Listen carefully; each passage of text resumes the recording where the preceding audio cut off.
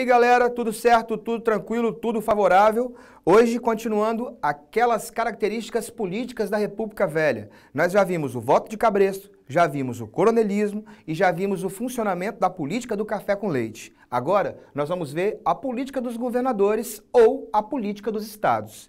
Essa política dos governadores, também chamada de política dos estados, ela vai ser criada pelo presidente Campos Salles, que vai ser o segundo presidente da República, da época da República Oligárquica, depois do Prudente de Moraes, entre o Campos Salles e ele que vai dar essa arrematada aqui na parada. Aí você fala, mas o que é essa política dos governadores?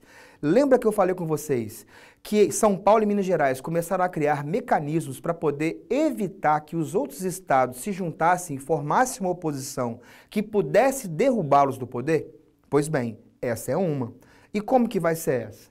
A ideia é a seguinte: o presidente apoiava os governadores estaduais e os seus aliados. E, em troca, eles garantiam as eleições para o Congresso de candidatos oficiais, ou seja, apoiadores do café com leite. Só que quando você lê isso, cara, quase sempre você fica pensando assim, pô, não entendi muito bem o que é. Por isso que eu coloquei aqui o traduzindo. Aí você fala, mas traduzindo é o quê? Simples, cara. Quem do seu estado que vota a favor ou contra as leis que o presidente coloca? Quem? Muito bem, são os deputados federais e os senadores do seu estado. Se os deputados federais e os senadores do seu estado votarem a favor do que o presidente coloca para ser votado, ou seja, se os legisladores votarem a favor do executivo, o presidente vai beneficiar esses deputados e esses senadores desse estado com verbas, obras públicas e tudo mais. Sacou? Então é simples, é troca de apoio político por benefícios, obras públicas, verbas, cargos e ministérios.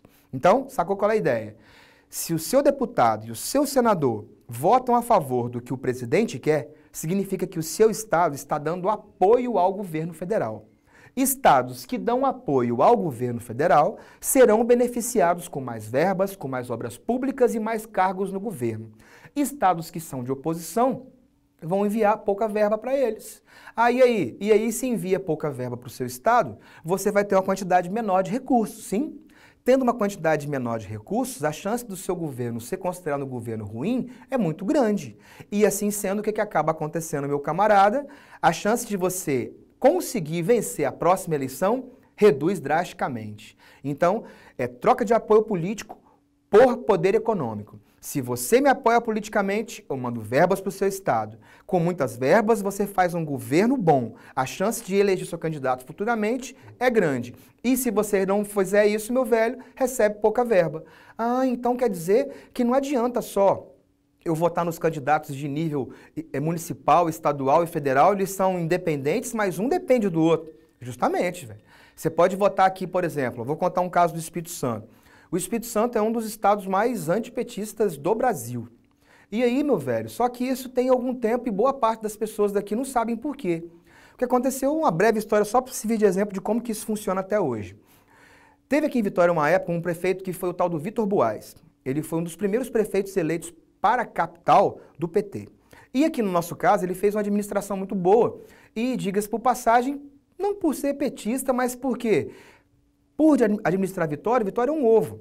E Vitória é muito pequenininho, com a quantidade muito grande de recursos. Então, para você poder fazer uma boa prefeitura, não é um negócio muito difícil. Tanto é que aqui ela é trampolim político para muitos e muitos. Se você quer se lançar a um cargo superior, seja candidato a prefeito em Vitória. A chance de você ganhar a eleição e fazer um bom governo é muito grande. E aí foi o que rolou.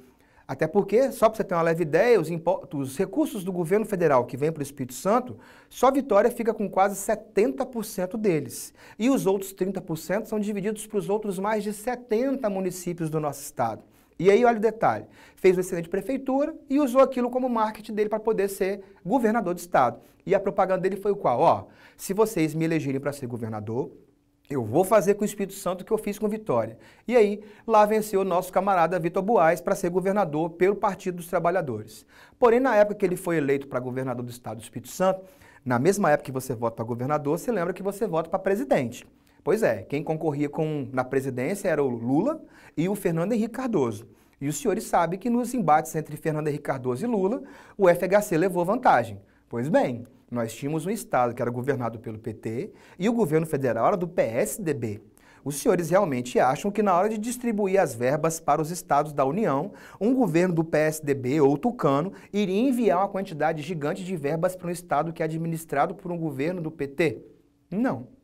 A diminuição de verbas vindas para o estado acarretou falta de pagamento, greve de polícia, greve de professor, greve de universidade, greve de tudo. Inclusive, o funcionalismo público chegou a ficar 6 meses sem receber. E aí, boa parte da população joga a culpa em quem? No governador. O estado está em crise, é culpa do governador. A cidade está em crise, é culpa do prefeito. O país está em crise, é culpa do presidente. No Brasil, nós esquecemos que existe o poder legislativo e executivo. Eu acho que a maioria pensa que aqui é uma monarquia, que o camarada manda sozinho, faz e acontece. E aí, meu velho, o Espírito Santo foi tão queimado na época com o governo de administração do PT que basicamente até hoje boa parte dos ódios ou rancores continuam a ser disseminados. E a maior parte da população sequer sabe a origem de onde que isso vem. E isso acontece até os nossos dias, como eu falei, e acabei de te dar o exemplo. No nosso caso aqui, como eu te falei, se você vota no que eu quero, eu deixo você continuar no poder na sua região. Garantia a continuidade das grandes famílias poderosas no poder. E isso vai funcionar por causa do coronelismo e da comissão de verificação, que é o próximo tema da nossa aula. Até lá, senhores, espero que tenham gostado.